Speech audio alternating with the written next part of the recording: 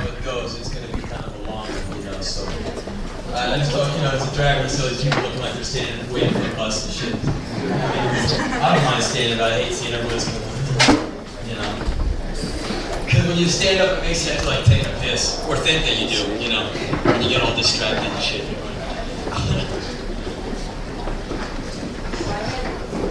I wanted to tell you a couple of stories. Well, yeah, before I do that, I'll let you all get a chance to get settled in. I've been on this long trip. No, don't move that. Just leave that there. You go anywhere around it that you like. I'll just hold on a second, let these people get settled in. Sony Crawl. We'll just recline here. Yeah, I mind if you sit there. There you go. Don't not move that around and it'll all be fine. And no spitting on the back of my head.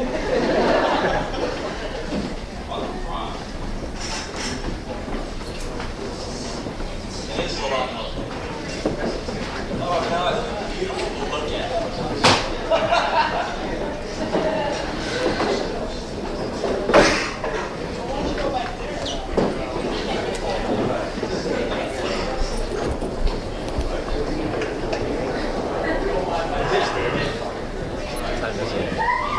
Well, I gotta keep track because I gotta flip the tape. It doesn't flip by itself anymore. Oh, it doesn't? No, I got these new Where ones. you got the recorder? In my pocket. All right, is everyone comfy as we can be? Every year I come here, I always promise y'all I'm gonna bring the beanbag chairs, so we can get this kind of like, cushy hippy dippy do thing. And I always fuck y'all over. I always lie because there's never gonna be any beanbags. Next year it's gonna be another goddamn stinky beer-ridden floor, just like the year before. You know me. This is a nice little place we're in tonight. This is all right. I've never been here before. I see you all have been busy with the spray paint. Yes. Anyway, I want to tell you, I've been on the road kind of for about every day this year except for about 2 weeks this year. I've been in one place. The rest of the year I've been on the road here and there. And I wanted to relay a few stories to y'all. It'll go under the heading, The Adventures of an Asshole. And I'm not calling you an asshole. That name is directed at the man on the mic, me. So anyway, I was going to tell you some adventures of the great asshole, and maybe you can get a laugh and get a piece of something for yourself. In January, I spent the whole month in Australia. And the band was there, we were rocking out, and I was doing some talking gigs on days off and everything. So a few days after we're there, we're getting ready to go on tour. We've been practicing and stuff, and we're in the hotel room, this roach-ridden, little tiny room. They had 5 of us crammed in. There's bugs everywhere, man, bugs in the bed, bugs in your toothpaste. The roaches, man, they love, it's great for them. It's tropical, it's hot, there's all kinds of food rotting everywhere. For a bug, it's like the bee's knees have bugged them. So anyway, we're all hanging out in the Roach Hotel, and we get the phone call from Tim, the promoter. And he goes, "Hey, got a photo session for you guys today." And we're like, "Oh God, photo sessions, they suck." It's with Rolling Stone. Like, "Hey fellas, photo session with Rolling Stone." And the guy's like, "Woo, ah, wah, woo!" Someone's picking up the TV and trying to throw it out the window, rock and roll, Spinal Tap on tour. And Tim hears all the bedlam in the background. He goes, "Well, hey, before the next TV goes out the window, tell the guys that it's only Rolling Stone Australia. It's no big deal. I mean, no one's really going to see it. I mean, it's kind of like being in a big glossy fancy, and it's not much." And I said, "Hey, fellas, it's only Rolling Stone Australia. It's kind of like being in Flipside." And it was like, kind of mellowed out. So we meet the guy, and we drive out to this long grassy field that goes to this cliff. And the cliff just straight down to the Pacific Ocean, which is slamming up against the rocks. And it's this big rocky floor, rocky mountainside, blue sky, sun setting, no clouds, green grass, and this cliff. And it's this beautiful scene, and there's no pollution out there. It's unbelievable. So we're all waiting around for cameraman to get his shit together. And all the guys in my band, some of you may have met them, they're all really cool people, really polite, well-mannered. 2 of them are from Chicago, they were born and raised here. Anyway, and then they moved to Trenton. Anyway, oh well. So, anyway, all my guys are kind of hanging around waiting for John Half-Hot, the photographer, to get his shit together. Me being the oldest one of the bunch, of course I'm the least mature. So while they're all smoking cigarettes and pondering, you know, the shoreline and the sunset, I look for something to do, you know, and I see this big pile of rocks over there standing in the grass. I go, all right, I'm going to throw some fucking rocks off the cliff and get down with some serious destruction right now. So I got these big old whooping rocks. I'm going, ow! And throwing rocks over, and you know they're going over, and you can't see them hit the bottom because it's so far, and they're like bashing into the rock wall and everything. So I go, fuck it, I'm gonna get a big old rock, go over to this side of the cliff where I can kind of see over, and I'm gonna like throw this rock so far out that I'm gonna watch it hit the ground and explode into a million pieces. Yeah, that's what I'll do. Yeah. So anyway, I get this big old like honking Conan rock. And you know, with a rebel yell, I run at this cliff, like, ah! Yeah! I throw the rock out, and the rock goes out, and then it starts its descent towards the bottom. And it's going, I'm like leaning over going, go, go, go, you motherfucker, destroy, destroy.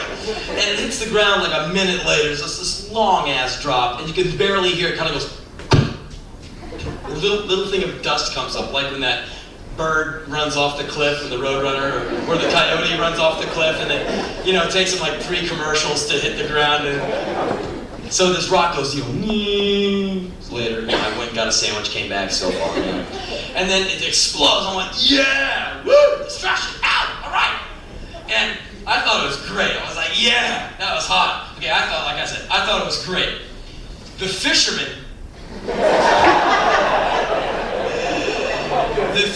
who the rock landed about 3 feet away from, he didn't think it was cool at all. He thought it was several hundred degrees less cool than I did. He probably thought it was pretty damn cold of a human being to do that to another. And I look down and I see this man standing next to this little white spot where the rock has just pulverized this rock floor, and I go staggering back from the cliff in the knowledge that I've nearly killed someone. I mean, think about it. Big rock on your head from fucking 10 floors up. What happens? Yes, it's gonna hurt. So, maybe even send you to the hospital or, you know, the morgue. Anyway, I stagger back from the cliff going, Jesus Christ, I really fucking killed someone. What an asshole. And I go, you guys, I nearly killed someone. I nearly killed someone over there at that Conan rock. I threw it in. It nearly hit a fisherman. Hey, I nearly killed someone. Hey, over here. And one of them turns around and goes, oh, you're always nearly killing someone. Leave us alone. You know, they don't want anything to do with me. And so I go crawling back out to the cliff. I'm like shaking now. You know, it's kind of a heavy thing to nearly off someone with a big rock. And I look over, and he's still looking up at me. You know, what, are you going to look out into the beautiful Pacific Ocean, or are you going to look up in the direction of where the asshole nearly beamed you upside your head with a big rock? Of course, you're going to be a little wary if, you know, maybe round 2 is coming. And so I look down, and he's looking up at me, and so are about 20 of his fishermen friends. And they're all looking up at me. And they're all like, ugh. And I'm thinking to myself, well, they're not thinking, well, that was a good shot, let's go back to fishing. They're probably thinking, hey, it's Sunday afternoon. As a joke, let's go up there and kill the asshole, you know? So I go up to the photographer guy and go, hey, this is a horrible day for photos. I mean, come on. I mean, not a cloud in the sky, the sun is setting perfectly on the beautiful Pacific Ocean. We should just get the fuck out of here. Maybe do this photo session in a few weeks from now, maybe in the Midwest. What do you think? And he goes, no, I think we should do the photo session now. I go, no, I don't think so. I think we should just get the fuck out of here now. And he wasn't into that, so we do the photo session now. And we're all lined up, and we're taking the photos, and I'm thinking, well, if this guy's wise, he'll get his motor drive together, because when the guys do come up and grab me and do the heave-ho off the edge with me, the guy will have a sequential of it, of me like flying off the cliff, you know, and maybe a sequential of me like hitting the ground and shattering into a million bloody little parts. And so I only have one Polaroid that the guy took, like a test photo. I got that in my bag, but I never got to see any of the photos. And I'm just imagining what they look like. 4 guys, like the rest of the guys in the band, all looking like, you know, cool, like, and the other guy, the asshole, me, with, I don't know what the look is like. I have 20 minutes to live, look, because I'm an asshole. I will die like an asshole dies. Yeah. Okay. Kind of like, maybe you could equate the look with being 35 years old, sitting in a Denny's and just realizing you have shit your pants. Kind of like, bad. So, I'm sure I have this incredibly shitty look on my face, which serves me right. So I'm still here. That's why I'm with you tonight, because the fishermen didn't come up and toss my stupid ass off the cliff like they should have done. So I went back to the hotel that night, and I sat there. I'm unable to go out. I was really depressed, you know.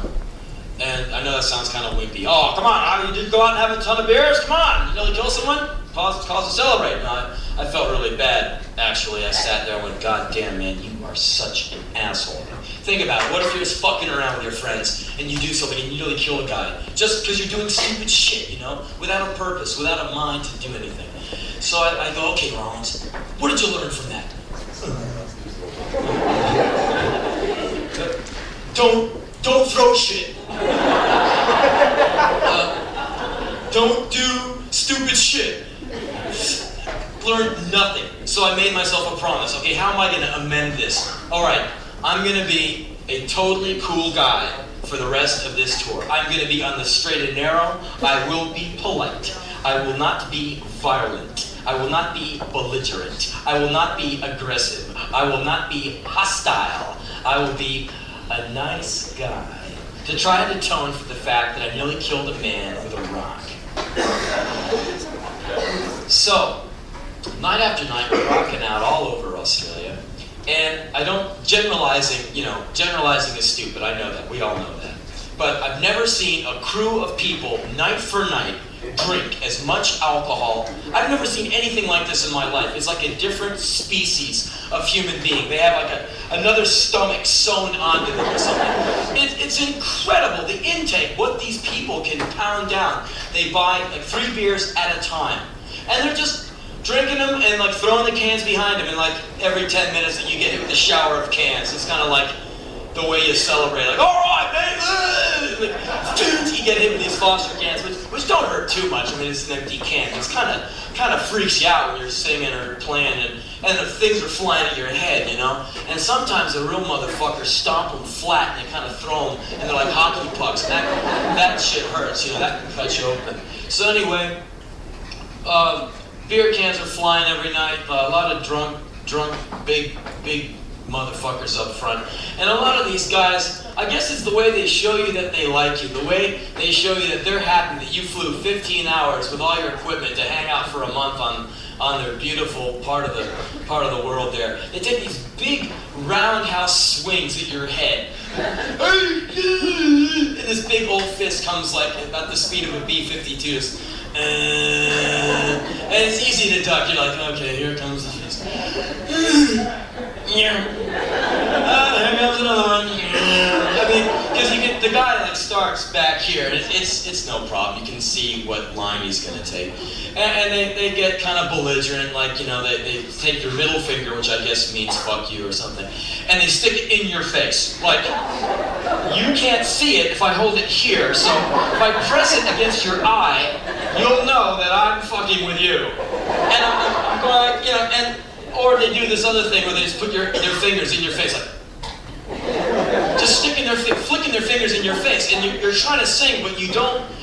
Getting your eye gouged out for nothing doesn't seem like a fun thing, so you're kind of like dodging the eye gouge and just wondering if the guy's going to get serious and like really poke you hard, and you're just trying to do a fucking gig. You're not trying to start World War III or anything. So anyway, night after night, just little eruptions here and there. And I'm being a cool guy, like the guy swings at my head, I'm like, okay, you're drunk, I can understand that. You see, I nearly killed the guy with a rock, so I'm not gonna hit you, even though you're being a total asshole to me, because I was an asshole somewhere else down the line, and I'm trying to make up for it. So I'm just gonna be a cool guy and let you poke at me and swing at my head, no problem there. And like pounding on your feet, and it kind of hurts when you don't wear shoes. So anyway, one night in Adelaide, Australia, a particularly gnarly little district of Australia, we're rocking out, and I think we're doing a song, Baby Baby or something, or Ooh Baby. I don't know, all those songs have baby in them.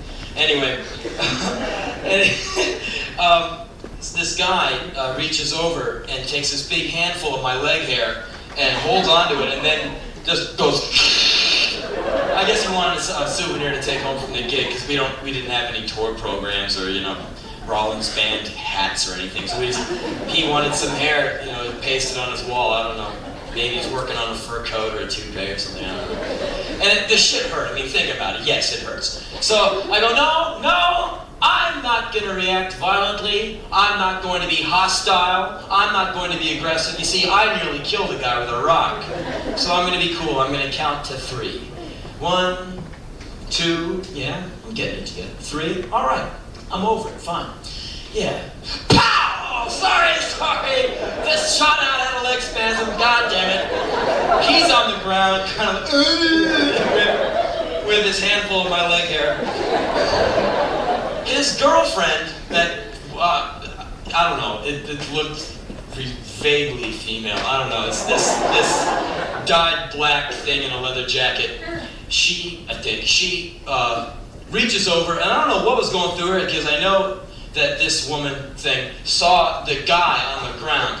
So I don't know what was going through its mind. But anyway, the woman thing reaches over and grabs a big old handful of hair on the inside of my leg and goes, roll it.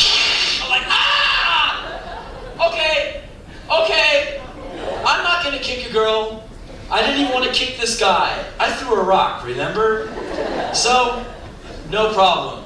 Don't even need to count to 3. I'm just not going to get into kicking some girl upside her head just because she wanted to pull my hair. No problem. Okay, let's sing another song.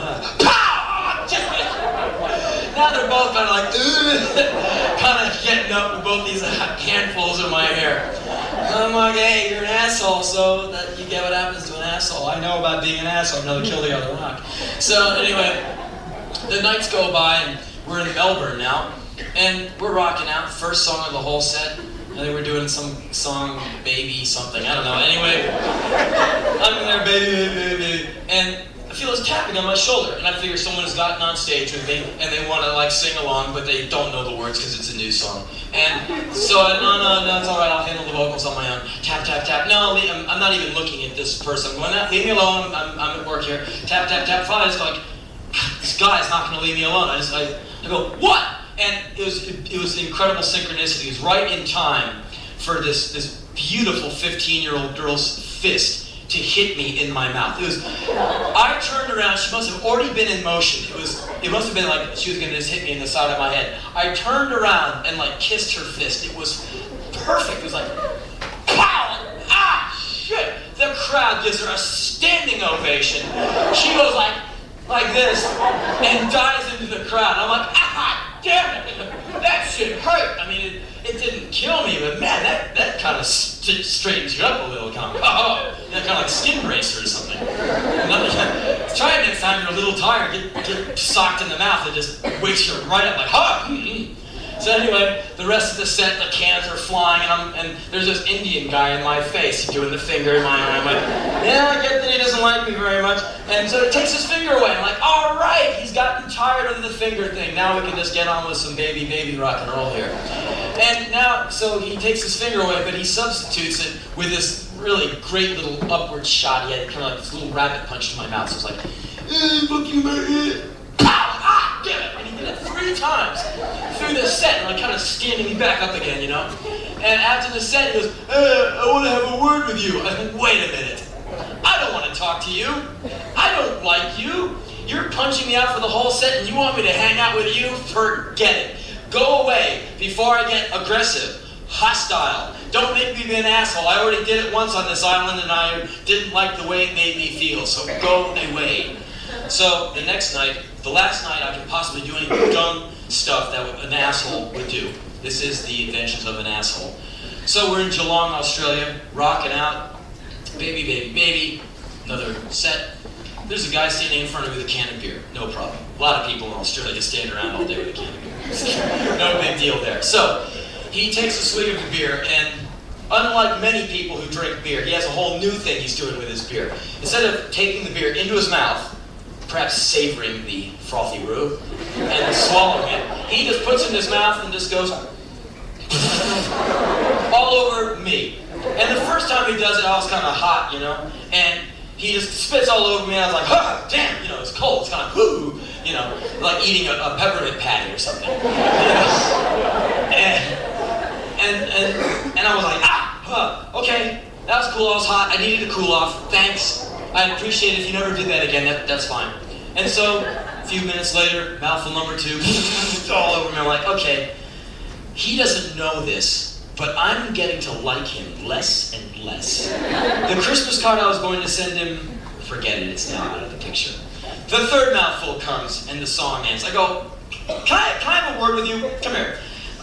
This thing that you're doing, the beer spitting thing on all the Rollins, I got this is gonna sound really weird to you, this is a wild idea. Why don't you just fucking cut this shit, okay? I get that you like to spit beer, why don't you just keep the beer in your mouth? I can't absorb any of the beer through my skin, I appreciate you trying to get me off. As a joke, why don't you just keep the rest of the beer for yourself and just leave me alone so I can just kick this set, okay? And he kind of went like, And so anyway, next song starts, mouthful number 4. I'm like, okay, I've had enough of this guy. And then this funny thing happened. It's really weird. I had this spasm in my left arm. I don't know what happened. My arm shot out, and it's a weird coincidence. His mouth was there, and all of a sudden, he's on the ground, and his friends drag him away. He was down for the count. And I go, oh well, another Saturday night, another asshole. Big deal. So we keep on rocking out, and I got all this blood coming out of this big hole in my hand. I go, yeah, probably knocked into his teeth. Big deal. So rocking out, and the crowd parts like the Red Sea, and up comes my buddy, and his mouth, face covered with blood, shirt covered with blood, and he goes, and I guess that means, look what you did to my mouth. And he pulls his upper lip back, and my goodness, all 4 of his front teeth were gone. Like, oh no. I didn't feel all that bad about taking the guy's teeth out. I mean, hey, you fuck around, you lose your teeth. I mean, people lose their heads in barrooms, no problem there. So, and I kind of got a little uncomfortable because I was thinking, oh well, the last time I got messed around with on stage was in Stuttgart, Germany, a few months before. We were rocking out, I think we're doing the song Baby, something like that. Anyway, we're rocking out, I open my eyes, and I look into the crowd. There's all these people laughing. They're like, ah! I'm like, what, my pants falling down? Is the small truth known? And I go, no, they're still there. What's so funny? And I look right behind me, and there's Andrew, the bass player, just like playing, like, laughing the whole time he's rocking out. I'm like, he's laughing too. And I'm taking it personally. And I look over towards the other side of the stage, and there is this man, nude, except for his socks. And he's kind of doing this kind of hippie dance. So it's kind of like, wee-ah! And his clothes are all over the stage except for his light blue socks, which are on his feet. And he's doing this like freeform, hippy-dippy-doo thing. And I thought the guy was pretty cool, he's dancing and laughing and nude, and he wasn't hurting anybody. So I said, dance on, I'll take this corner of the stage, you can have the rest, do your thing, And so anyway, I open my eye, go back to the song, baby, baby, baby, and we're coming up to the big crescendo, baby, baby, baby, and I open my eyes and he's like right in my face. I'm kind of like, ah. And he takes his hand and he sticks it down my pants and he kind of cups my balls. And hey, it felt okay, I mean, he wasn't like hurting me or nothing. It felt all right, a little rough, but it's just not the kind of thing I really want to get into with some guy on stage, in such non-intimate circumstances, So I had an arm spasm and I just kind of forearmed him and he kind of backed away and started bleeding all over my beautiful clean stage. And I'm going, hey, what are you doing? Come on, get a napkin for this guy. He's bleeding all over my stage. And finally this Marine came and dragged him off stage and I took some of those flyers they had, those like weekly events things, and I was mopping up the blood, and the whole crowd took like an entire step back. They all of a sudden weren't all that into us anymore, And after the show, there's like 8 cops sitting there, by the dressing room. I'm going, I wonder what guy in the band they want to talk to. You are the man who hit the man? Yeah. Why did you hit the man? Because he's grabbing my cock, officer. And the officer got really tight. Why was he grabbing your cock? And they're really uptight with saying the word cock. So he goes, why did he grab your him. Well, we cannot ask him anything right now. He is in the hospital. Oh, shit, in the hospital.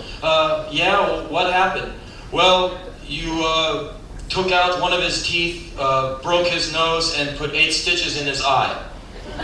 Oh, so I guess you want to kind of arrest me. Yeah, that's the scenario. Let's go.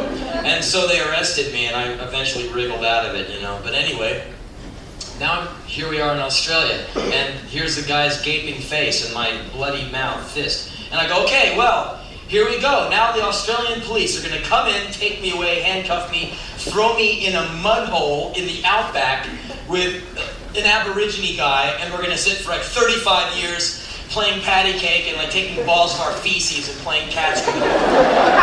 I'll be in there for 35 years. I'll never see my mom again. I mean, imagine never getting to drop kick your mom down a flight of stairs again.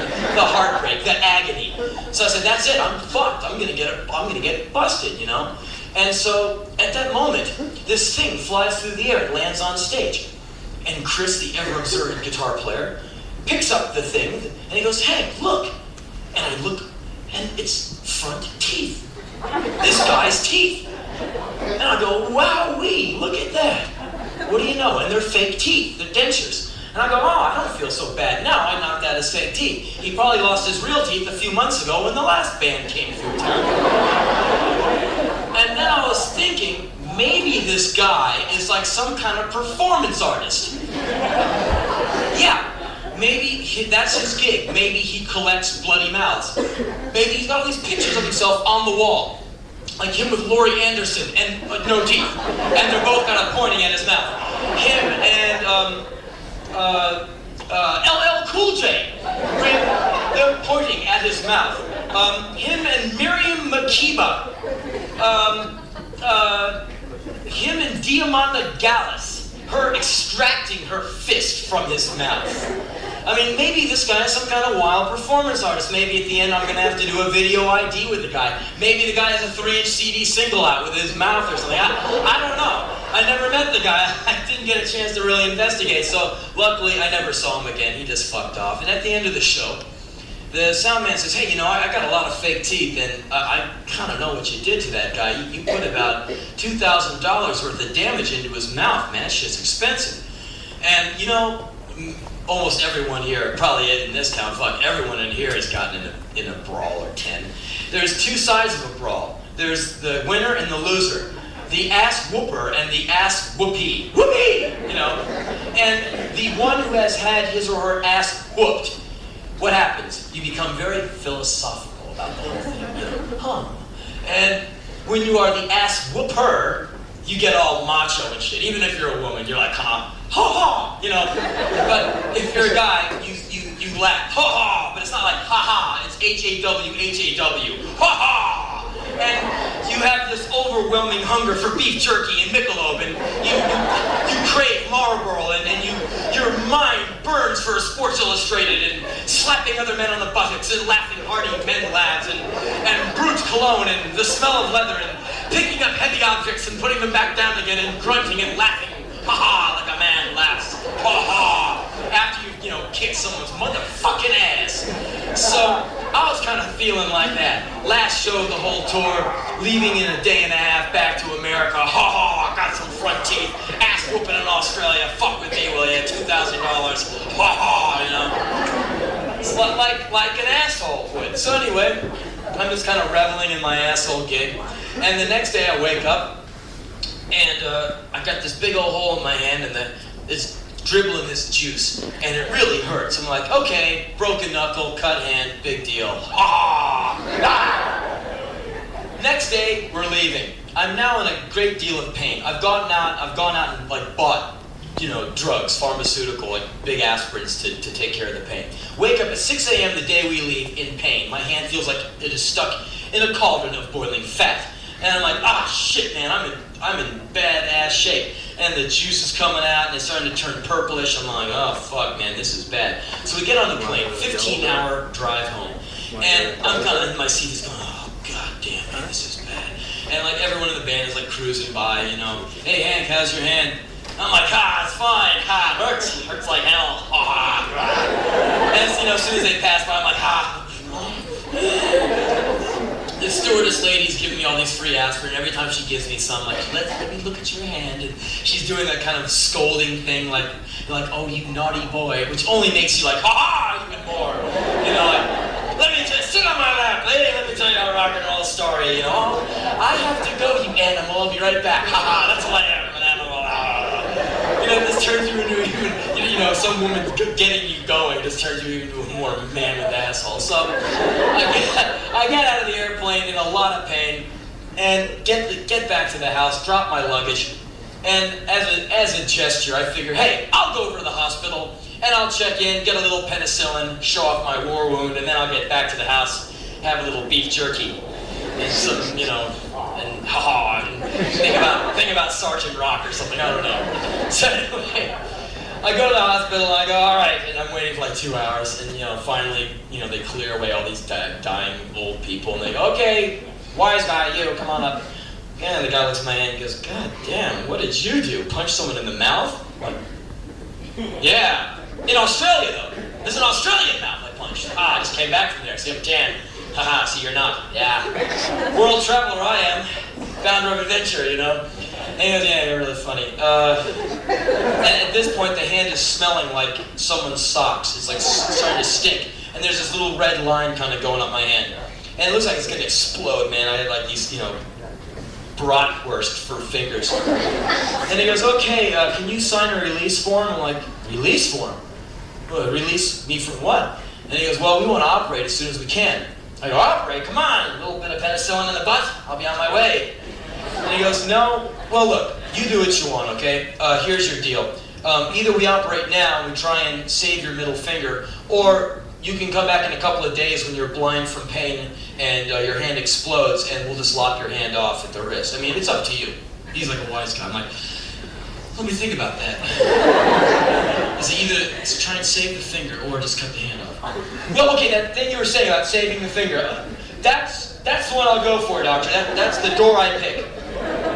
So hours later, you know, I'm now in a nightie, you know, and I changed into the nightie. The nurse kind of gives me the nightie, expecting, she goes, here, change into this. And I figure she sees nude men all the time, and I don't feel all that uptight about getting naked in front of a girl. I go, okay. And I take off my pants, and then I have no underwear on, and the woman freaks out. It's like I took my pants off in front of like an 8-year-old, you know, girl at a Catholic school or something. I drop my pants, I'm like, here, give me the thing. She's like, oh my God, she turns around, here, please put this on. Like, all of a sudden I'm like biologically unclean. And it's like an arm's length of this thing, like I'm the alien or something. I'm going, God, it's just a dick, you know?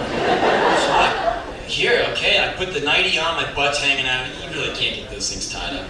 And they throw me in this bed, and I look, there's a guy next to me with all these cut-off fingers and all these jail tattoos. I'm like, fuck, man, I'm in some heavy company. And he's got this IV thing in his hand. I go, oh, man, I'm glad I'm not hooked up to one of those, man. I'd be in sad shape if I got hooked up to an IV. Ugh.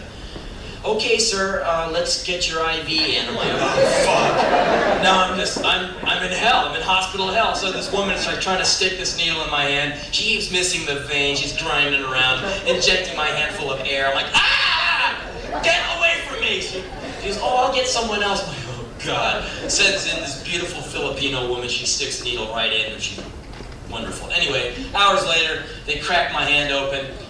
Next day, I wake up in the hospital, big boxing glove on my hand. And I go, okay, God damn it, I'm in hell. Doctor comes in, hey, how are you doing, wise guy? He's really funny.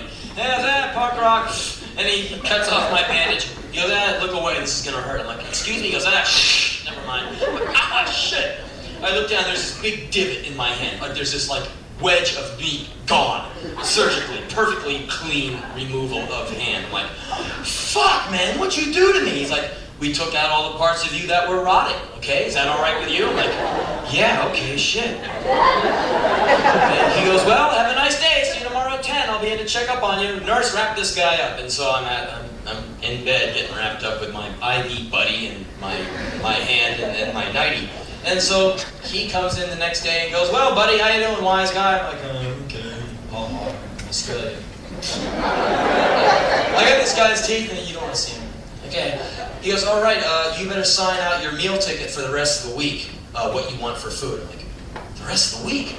I'm not going home this afternoon. I'm not going home in 10 minutes. He goes, no, you'll be here about another 7 to 10 days. Fuck, 7 to 10 days? You gotta be kidding. I gotta do all this work. I gotta go back out on tour in 9 days from right now. I gotta do shit. I just been in Australia for 4 weeks. I gotta do a ton of work, man. I got this mail I gotta answer. You gotta let me go. I'm fine. I got business to do. I got bills to pay. I got people to kill. I mean, come on. There's so many cops out there. I'm here with my gun. I can't kill anyone from here. Come on. And so he goes, well, you just better cool your ass out. Get your girlfriend, your mom, or whoever you know around here to bring you something to read. You're gonna be here a while, pal. Well, see you later. Haha. And he leaves. And I'm like, 7 to 10 days. Fuck. And then, needless to say, the depression set in. So the days are going by, I'm sitting in this bed languishing away. I stopped eating, I got too depressed to eat. Sun comes up, sun goes down, I'm watching TV, I'm getting concerned with soap operas. I mean, I'm just getting more pathetic as it goes. I can't write because it's my left hand, I'm just like sitting there going, I can't do anything except sit here and stink. So I finally got them to let me off the Dreamerz. So now I'm just on Tylenol with codeine. I'm like, can you get the codeine away from me? I'm not into drugs. So they go, okay, well, how about this Tylenol? I'm like, fine, anything, just no more la la land, Because I'm spending like 2 days at a time just like, Henry, how are you today? I'm a wizard of 7 swords and I'm crossing rooftops and I'm seeing many colors and oh my God, you're a dragon. I mean, like, yeah, you're on drugs. And so I didn't want any more of that. That was interesting for about 20 minutes. Anyway, so now day 5 or something, I have not bathed in all this time. Even taking a piss is a pain in the ass. I gotta drag the IV buddy, and I'm all weak from sitting in a bed. You all been in hospitals, and you just kind of waste out. You can't even stand up. So anyway, just taking a piss is a pain. I'm like, oh God, man. I wake up, I'm stinking, man. I'm like, butt sweat, I'm unshaven, I'm like just in this hot hospital, I'm like sweating, like the suntan's peeling off, I got all this dead skin, I'm just like, fuck man, I stink so bad it doesn't even smell like me anymore, it just smells like the shit rotting, I go, fuck, I gotta get a fucking shower, and this thing has food stains all over it, and like butt stains, and it's just like, So anyway, it's time to shower. So I go, okay, this is it. It's going to take me all day to do this because I'm so weak, but this is it. This is the conquest. Ha ha. So I grab the IV buddy and I go staggering into the bathroom and shut the door behind me. Tiny bathroom. My butt is against the door. Here's the toilet. Here's the wall. Here's the wall. I got the IV buddy kind of crammed in against the toilet and the wall. I got the boxing glove here. I kind of throw the nightie to the side and take the piss. I go, okay, now it's shower time. How the fuck do I do this? Because you can't go anywhere because the cord, So I'm like, okay, how am I going to do this? I can get the IV buddy around here. And, this hand's useless, so I'm just kind of negotiating all this shit. Trying not to let the nightie go into the toilet. Because you bend over, the nightie goes into the toilet. I'm like, damn it! And like now your legs are kind of wet from toilet water. So anyway, I'm standing there, kind of stinking up the room, thinking, what's my next move? And I was just kind of remembering all my little bathroom chores. Like, fellas, what do you do in the bathroom all the time? Right, and what haven't I done in like 6 days? Right, haven't jerked off in like 6 days. So I'm like, whoa, and all of a sudden it occurs to me, hey, sex! All right, and getting a hard on, no problem. Bing, it takes like 4 drops of blood. Bing, I'm hard, and I go, okay. How am I going to do this? Okay, I'll put the nightie over my shoulder, lock it in with my chin, so there won't be, going to the toilet. Okay, take my hand. Oh shit. Boxing glove. Okay. And all of a sudden it hit me. The reason why I had a right hand all these years. This thing has been on just flapping around on the side, and I never knew what it was for. It was a thing to get tattoos on. But now I know. It's a thing I can jerk off with when the left hand is out of work. So I go, all right, saved by the hand. So I look around for the soap. The soap's in the other room. Well, I'm not going to go back in there and get the soap. Fuck it. I'm just going to do, the Marlboro Man thing. And I hope I'm not bumming anyone out, but you guys know sometimes you got to resort to, you got to be goddamn animalistic about it. So, and I go, okay, I have the heart on, I'm kind of locked in, and the IV buddy's kind of falling. I'm like, oh shit, gotta lift the IV buddy up, and I go for the initial downstroke. Like, damn it! The the needle in my hand shifts, and it's that really gross kind of like puncture pain. Like that pain like when you get the tetanus shot. It's like that evil kind of pain, like the deep puncture wound. I'm like, oh man, that was positively cancerous. That was fucking gross. So I go, okay, I have to find a way to kind of get the hand on the dick and not make the needle move. So I'm like trying all these techniques, the overhand that you guys sometimes use, the underhand, the kind of side thing, the finger combination. I'm doing all this thing eagerly, earnestly, passionately, desperately wanting to get off, you know. So I'm going, damn it, ooh, the pleasure, the pain, and I get like a couple of good strokes, and I'm like, bam, damn it, knock the boxing glove into the wall, damn it, pain, lose 30% of the heart on, damn it. The IV buddy keeps like sliding towards the door, like threatening to collapse. I'm like, and I'm kind of doing this thing, and the needle's kind of hurting. I'm like, damn it, this hurts. And like, you know, my butt is hitting the door, and like the boxing glove is hitting the wall. The IV buddy is scraping, and the toilet is trying to suck my nightie down. I'm like, and then I'm just jerking away, kind of doing this needle thing, and I realize that nothing is happening. My hand is going up and down the dick, but nothing is happening. I have the mindset, I'm thinking, you know, like, nude woman, whatever was getting me off that week. I changed it week to week. That week it was women. And I'm gonna flip this over. I hope I don't like to miss a minute of any of this. What is the matter with me? Damn it! And thinking about it later, what did it feel like? It felt like getting a hand job from some old man. Imagine that. There you go, Sonny. Is that good for you? Does that feel good for you? I hope you're enjoying this. I like doing it for you. Are you gonna shoot soon? I mean, I'm just going like, oh God, I'm getting a hand job from some alien, and the worst part of it is me. And so finally, I managed to mental myself right through that thing. I'm like, okay, fuck it, I'm going for it. Whoa! The needle's hurting and the IV buddy's threatening to fall over. I keep knocking it back up. My butt is slamming against the door, leaving little sweaty butt prints against the wooden door. And I keep hitting the boxing glove against the wall. I'm like, ow, damn it, kunk, ow, damn it, you know, knock, knock, knock. Sir? Yes! Are you okay in there? Yes! Sir, are you trying to have a bowel movement? Yes! Yes! You hit the nail right on the head. That's exactly what I'm trying to do. Yes, you can go now. Sir, I'll help you. There's no locks on hospital bathroom doors. I mean, what if you're an old man, you're taking a shit, and you have a heart attack? They gotta be able to open the door to save you. So there's no locks. I'm like, oh my God, this woman's gonna come in and like find me with, you know, the nightie locked into my chin, the IV buddy, you know, scraping perilously towards a fall over, and me with my dick, with the IV needle, you know, cord kind of flopping around by my leg, I'm sweating, you know. I didn't want her to see that. No, I'm fine, you can go now.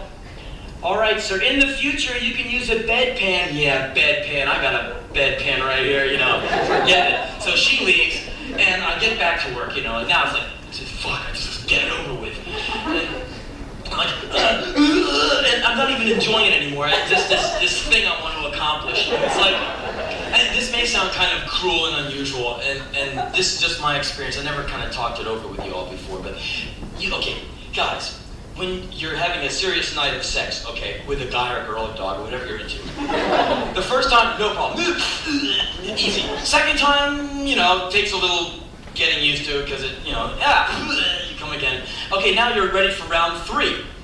And you ever notice, I mean, does this happen to you that your dick gets like really numb?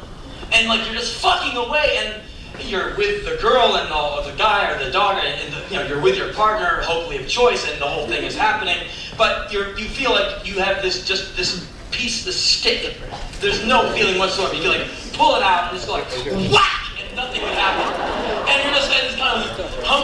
okay, and there's like no feeling whatsoever. So in your mind, you are concentrating on this fantasy so intense, quadruple X-rated, anything just to get it over with, just so you can perform the act and go to sleep. And you're thinking about anything but the person or the animal that you're with. You're just like, jig or glitty. And if you get hardest up, that level of concentration, you could like light every light in this city without electricity. People could just brain it out. The third time around, all the lights would be going on, light bulbs would be exploding. I mean, it's a heavy thing. I don't know whether you girls ever. That's why when the guys are trying to do the third time, and when you're kind of looking over their shoulder, you go, oh my God, look that plaster's cracking, And you see the guy with these like horrible looks on their faces, like they're being like skinned alive. Just because they're just doing this heavy thing. It's really hard. But anyway, so now I'm just like, and I'm making the needle hurt, but I don't care anymore. Like,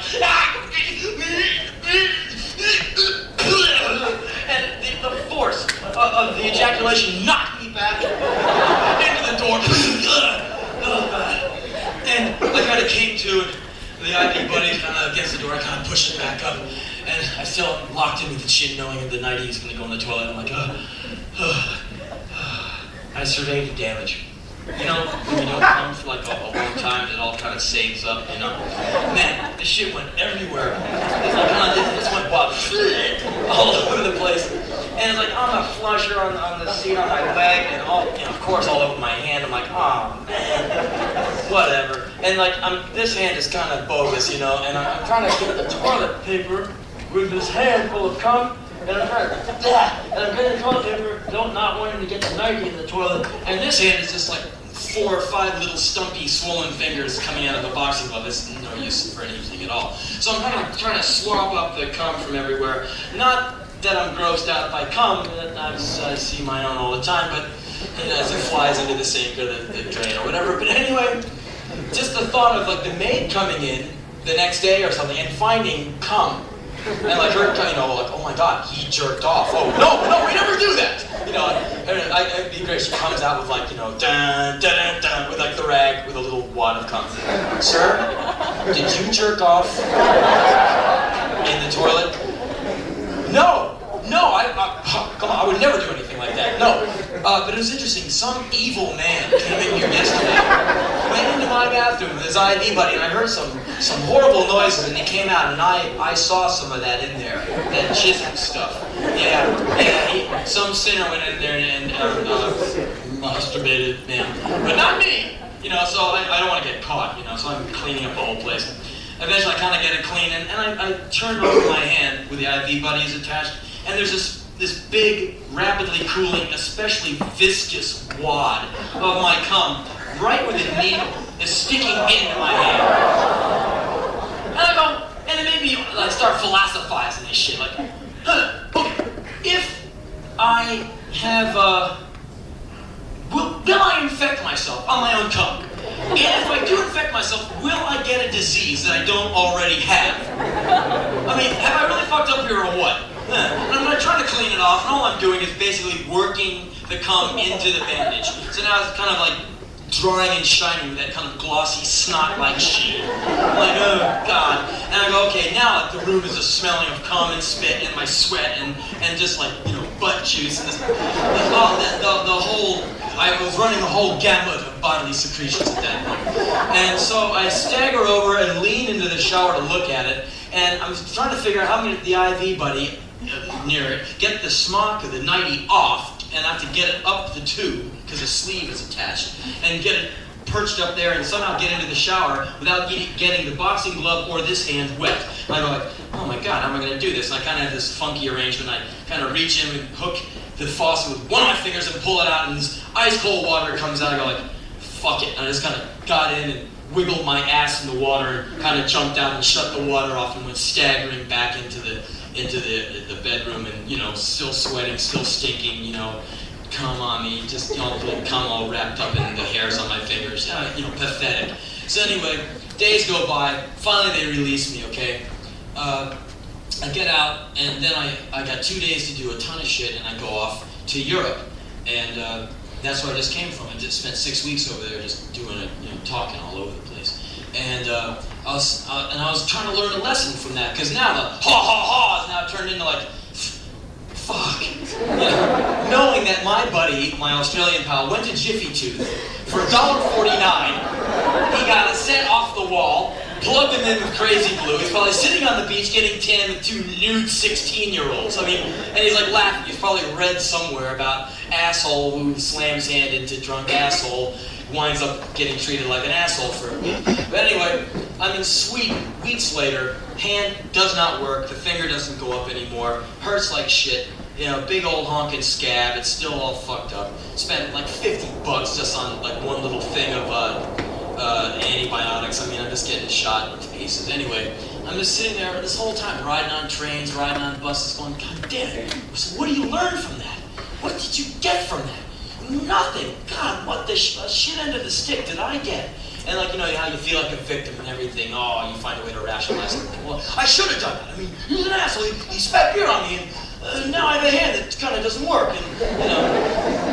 And so I was sitting in Sweden, and all of a sudden the lesson hit me, okay? And I read this book several years ago, and I wholeheartedly suggest this book to everyone in this room. It's a book written by a guy named Jack Henry Abbott, and the book is called In the Belly of the Beast.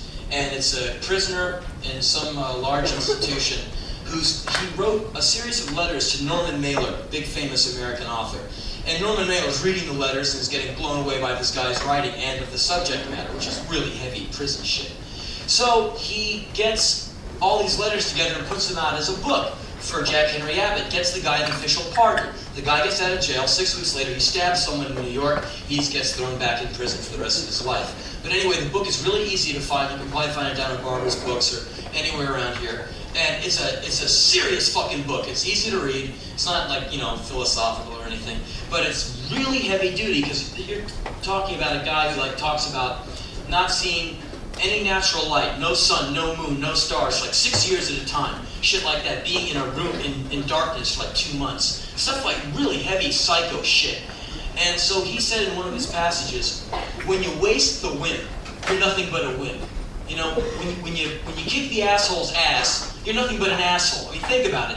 Who sits in a hospital on his back, losing weight, losing money, losing time, losing flesh from his hand? Who's that happen to? An asshole. Okay? Who has to go to a bathroom and jerk off with his right hand when he's left-handed because his left hand is in a boxing glove? An asshole. When you take out an asshole, you're nothing but an asshole. And that's what I learned from it. Okay? And that was a powerful ass lesson for me. I don't know. Maybe you can just look at me and laugh. That's fine. But it taught me a thing or two. And the whole rest of the tour, every once in a while someone gets in your face and you're like, God damn it, I would really like to remove that motherfucker's jaw and send it home to his fucking mom. And then you just remember, hey, you waste an asshole, you're nothing but an asshole. And you can go, hey man, you got a lot more problems than I do, and you can walk away, and it's cool.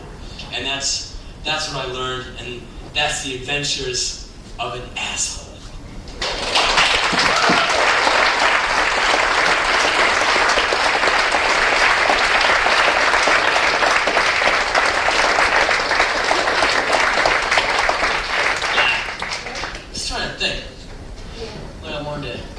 What I wanted to get into for you. Yeah, maybe if you'll allow me, I'll read a few things. I don't like reading stuff much anymore. It kind of bores me. But here's some stuff I wrote in this train the other day on my way up to Canada. And it's kind of some distilled thoughts about kind of stemming off from the story I was just telling you, right? It's just some one-liners. Kind of like Henny Youngman had one-liners. Kind of like Friedrich Nietzsche had one-liners. Okay. Kind of like my dad. My dad had great one-liners. Can we talk about this for a minute? My dad had some great one-liners. On the topic of short hair, every Saturday I'd go see Dad, and my hair had grown a whole quarter inch since the 5 days I'd seen him before. Oh, time for a haircut. You're looking kind of quasi-commie there. So he'd take me to the pub, and they would take off peach fuzz off my head, and I'd be have this shiny dome, And he goes, you never want your hair too long. Someone will think you're a faggot. I'll take that one to my grave, Dad, thanks. And one summer, I was out skating, getting wild, letting my hair grow long. Didn't see him for a long time, letting the hair grow, knowing that when I see him, he's gonna fuck with me because of the hair, And goddamn, man, I want to have long hair. I was in military school all year long. You gotta have your hair cut short anyway. In the summer, I want to freak out, get a big old mushroom head of hair and shit, hoping it'll grow the day school kids out. Go, go! Tying rocks to it. Go, go! So, he sees me finally at the end of the summer, and my hair is just kind of not this long, but for me back then, that was really long. I was like, oh man, I'm decadent. Whoa! And so, he grabs me by my hair and just kind of shakes my head back and forth. He goes, kid? I'm like, what?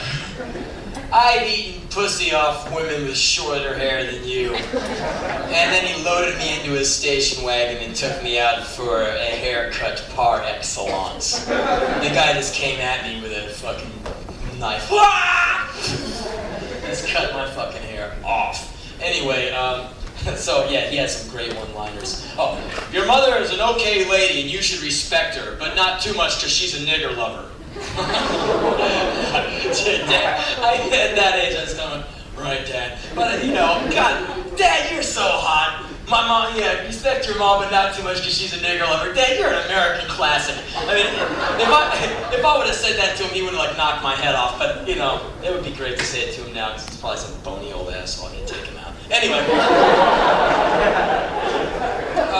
Here's just these little zingers, okay? And some of them may be wrong because I wrote them for myself. When you treat a stranger like an adversary, you become a victim of yourself. When you play a stranger like a fool, you lose. A smart man knows to play the fool, to fool you. Beware. They use your strength against you sometimes. Beware of anyone calling you friend. Don't threaten. Don't use fighting words, just attack. No warning is necessary when you're being fucked with. Regret is a luxury. Don't bask in the warming bright rays of adulation and praise. You become a target instantly. You are only as good as your enemy. You will be acquainted with him. Choose your enemies well. Make sure they are worthy of you and your malice. Things that are beyond your control are beyond you. Just some thoughts. Oh, you don't have to relax. We're all buddies here. We don't have to clap. I just feel bad that all you fuckers are standing back there. I just know that sucks to have to stand up. But hey, I'm sorry. I do a lot of traveling. Okay, like this year, for instance, went all over Australia. Went to New Zealand, through Canada, America, Germany, Switzerland, Austria, Hungary, Holland, Denmark, Sweden, Norway, England, Brussels. I mean, I get to go here and there, and I get to go through the assholes of so many cities, you know what I mean? Like, so many tough fucking cities you go through, like, by trains, by planes, And I just see so much garbage, man. And the other night, last night, I was taking a bus from here. I had a night off night before last. I was hanging out at Sean Duffy's house. And then I went to do a show in Fort Wayne, Indiana last night. That was wild. So I got on a Greyhound last night, and I was taking the Greyhound out to beautiful Fort Wayne. And it was a good town. It's cool people. Good luck. Anyway, good luck getting along in life. You're going to need it now. So anyway, it was a fun show and all, no problem there. But I'm taking the bus out, and we're going through some badass neighborhood.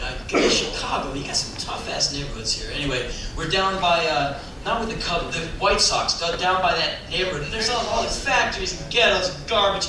And like nothing you've never seen before, but God, I've just for like the last 3 months, it's all I've seen, And I said, God, my eyes are going to explode if I see one more fucking ghetto. It just robs your eyes, man. It starves you, So anyway, the last few weeks I've been doing all this writing about cities, trying to breathe it all in and kind of exhale it back out to get it out of me. And here's just some of it, okay? And it's just written out of hate. Not me hating you, just me hating what these kind of places do to people, Like how cities turn the ordinary man into a new species, the one who puts a butcher knife into his wife's guts, you know, the new species of man. Anyway, this is some raps, okay?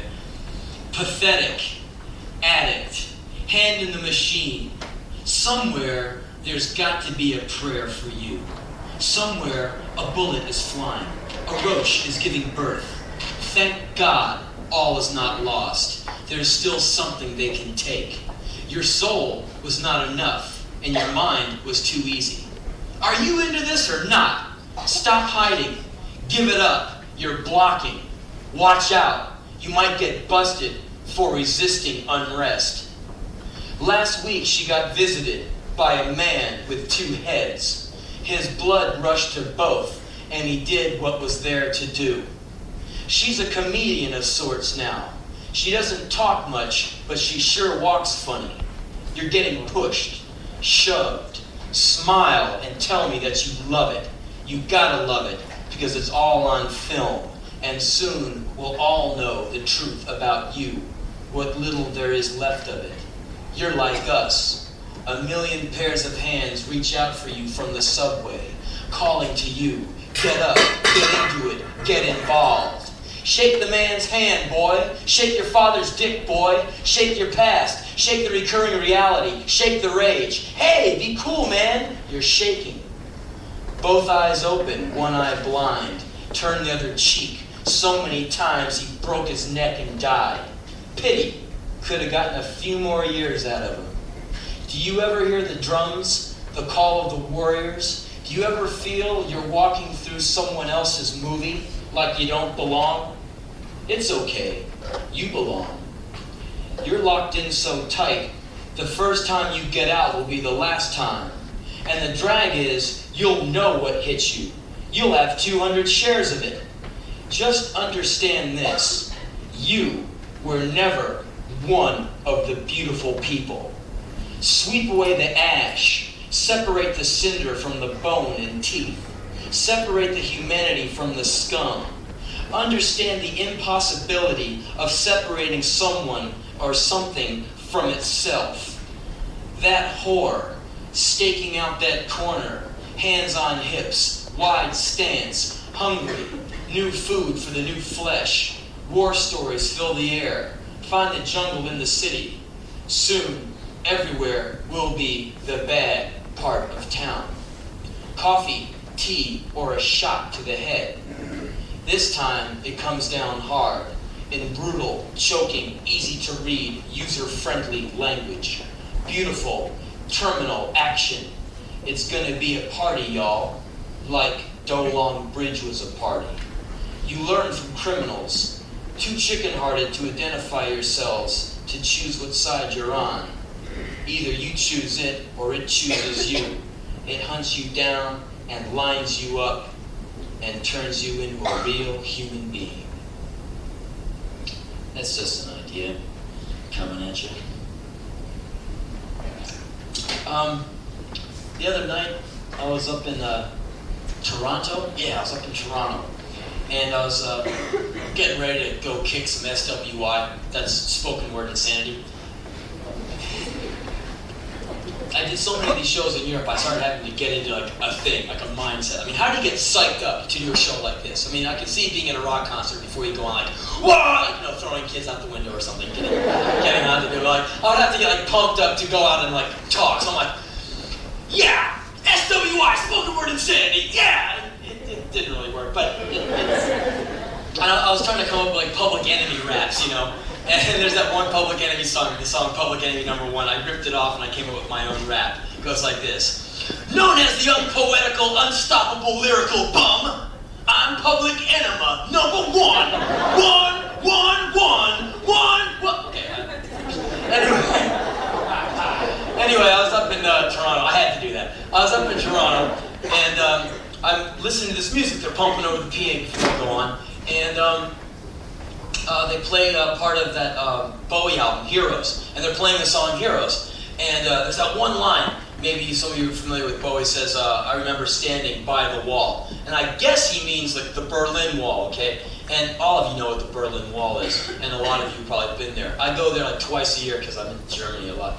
And I always, if I get time, I always like take off in the morning before we gotta leave. So whenever you leave Berlin, the next place you gotta go is always like a 10-hour drive, so you gotta leave early in the morning. But anyway, I always try and hustle my ass on down to the wall and just kind of check it out, you know, because it's a really heavy sight. Because you understand that it kind of keeps people from going anywhere. And it's this wall that separates East and West. And anyway, there's this one place I always go hang out at. It's where Hitler's pad is. So he had this big old castle they made for him. Kind of like a place like Sean Penn would live, except bigger. Because Hitler was a bigger star than Sean. He wasn't as good as in movies, but Hitler was bigger, I think about it. But anyway, I always go down there because there's this really interesting part of the wall. A lot of artists have taken over that part of the wall and done these beautiful murals all up and down. I mean, it's so cool, like these beautiful ladders painted on the wall, and like never like, you know, fuck you, eat cunt graffiti. Like I've been, you know, all of you have been backstage at clubs like this. There's like the walls are like this, except it's all magic mark writing this big, and like the most fucking stupid shit is written. God, I feel so sorry for any woman who goes out with the guys who writes this shit on the wall. I mean, like, the dumbest stuff, like, suck, S-U-K, dick, D-I-K, exclamation mark. Or like they have the replies like, I got a blowjob here. And underneath it, yeah, and your dad gave it to you. And underneath that, ha ha ha, you're funny. Not half as funny as your mom, asshole. Who are you calling asshole? And it just goes down and down. And you just realize that there are human beings sitting backstage before they go on stage and go in front of you after you paid $6.50, and they're sitting there writing like, eat cunt. And you're buying these people's records. I mean, that is bad. I mean, anyway. There's this wild part of the wall, and it's just a wall. I mean, here's a wall, there's a wall, here's a wall, lots of walls. Okay, but it's just a heavy vibe you get from this place because there's guard towers and guys with real machine guns and mines, and like the top of the wall is this big kind of round thing, so you can't really climb over, you can't throw a hook over it. And the top is covered with this green, greasy shit. They always paint on it, and it's like oil, so you get up there and you're just gonna fall backwards into the beautifully stainless steel German razor wire and get cut to a million pieces. If not, you get blown apart by a landmine. So anyway, there's this one part, the observation tower, where you kind of walk up and take your Kodak picture of, you know, the East. And there's this really wild part of it. It's kind of like the outfield of a baseball field, sorry. And here's the wall, gray, oppressive sky above. And no sun there. Anyway, there's this green grass, a few little paths for like the trucks to drive around, and the guards in the guard towers are these big honking guns, you know, all in gray, not friendly. And here's like this long field full of mines. You know, if you're gonna try and wind sprint across, forget it. You're gonna be in 8 pieces before you go anywhere. But on this field, lots of them are these little tiny brown bunny rabbits. Because they're too light to set off the mines, and there's no predator, so they can just breed and eat lots of grass and make little bunnies, and do it like rabbits. I mean, lots of rabbits. And there's these rabbits running all over the field. So it's kind of like the Berlin Wall, German razor wire, barbed wire, landmines, machine guns, bunnies. It's like the weirdest fucking thing, man. And they're like really wild. They're kind of running around, and it's just an album title, you know, Uzis and Bunnies. I don't know, communist bunnies. I don't know. It's such a weird juxtaposition of imagery, you know, the bunnies and the killers and the whole fucking ugliness of the whole thing. And it just made me start thinking of walls, you know. The Berlin Wall, that's a heavy wall. What's another heavy wall? Another wall. I've never been to that one, but I'll tell you another wall that I have been to, which I was going to talk about. I know you all have heard about it. It's that wall in Washington, D.C., the Vietnam Memorial Wall.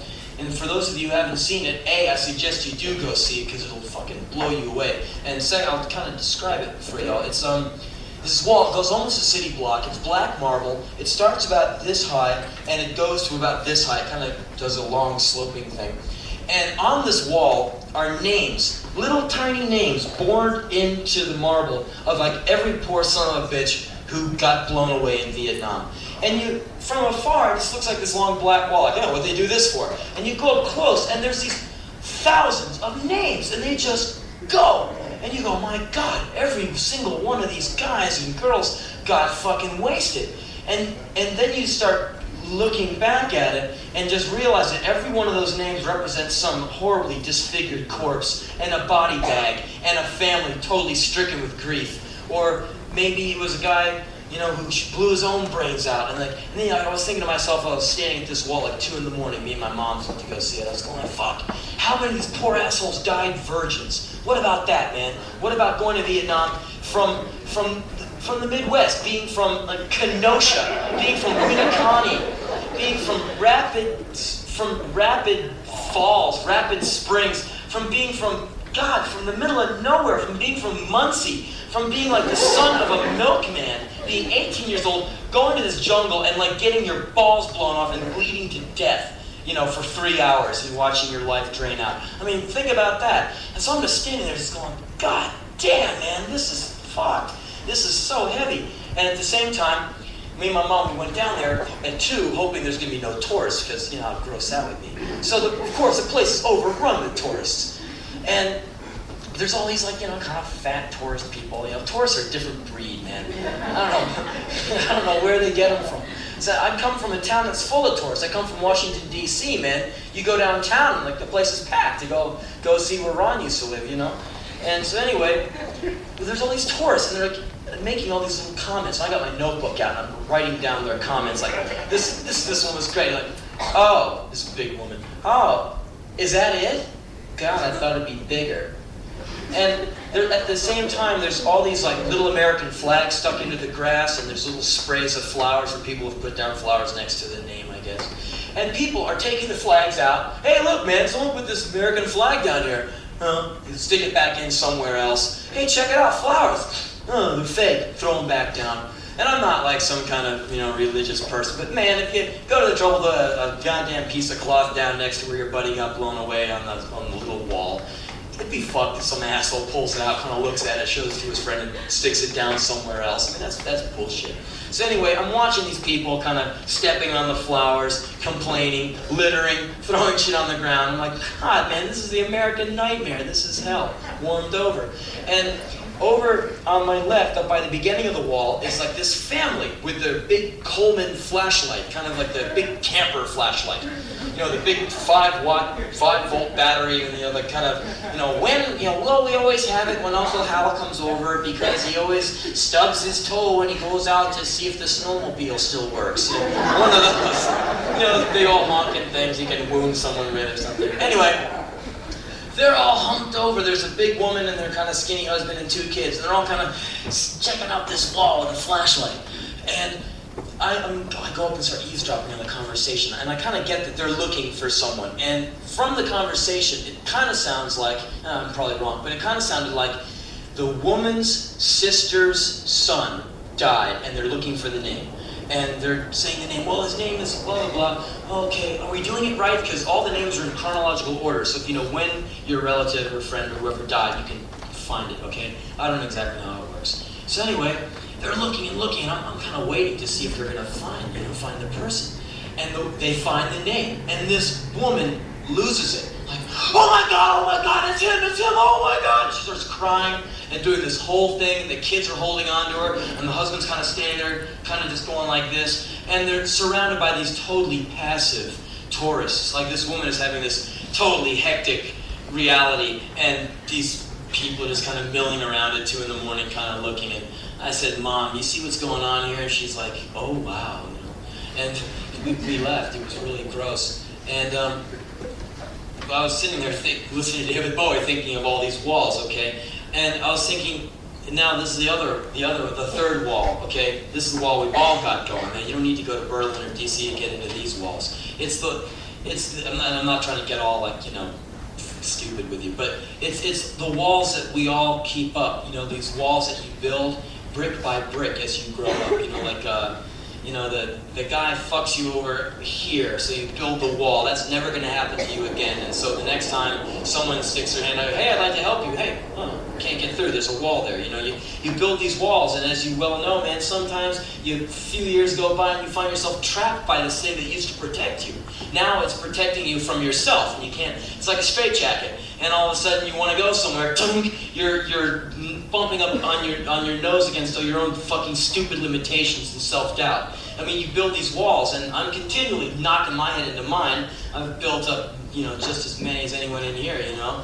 And I'm always like stubbing my toes and knocking my head going, damn it, man, how do I get this one down? I'm trying to push it down, and I find it's very well constructed. You know, you take years building the motherfuckers, you know, like making sure that the mortar's good and there's no air in the chinks, you know, it's just really built good. And I just wanted to lay on you this one wall, which I'm starting to push through now.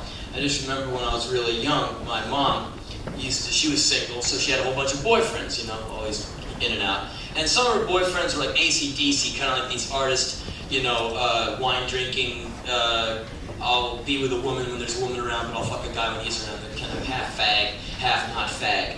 Is that kind of like was not was, or I don't know. But anyway, so you got these guys who are like, you know, into grabbing my balls, you know, and when you're like 5 years old and some man is rubbing your balls, it's kind of scary, you know, it kind of freaks you out about what you're all about. And so one particularly wild guy my mom went out with, he never grabbed my balls. And one day, my mom, she's a big classical nut. She had one of her rare 10-inch records she's playing, and I take it off to put on, you know, some fucking rock record or something, and I dropped the record. It fell perfectly, shattered into a million pieces. You know when you drop it just right, it just breaks. It broke like, I'm like, oh shit. She sees it, I never wanted to, you know, I'm like, oh god, you know, my mom has these emaciated little, you know, bulimic fists. Okay, you know, get it out, mom, get it out, I'm sorry, you know. I'll never find that record again, oh you son of a bitch, you're fucking up my life! Go to your room! Go to the room, I'm sitting in my room. Then, knocking on the door, Francis is here, her boyfriend, the one in the long coat. Francis comes in, and he says something, I heard you, and I'm like, oh shit. Take your clothes off. Take all my clothes off. He takes his belt off and proceeds to lay into me like one of those movies like this. What was the one where the guy gets 40 lashes, the Seahawk or something or whatever the fuck. This guy is just like beating the fucking daylights out of me and playing you got an ass whoopings. But this guy's going off, man. He's like from the shoulder blades to my ankles. He's just going, yahoo, you know.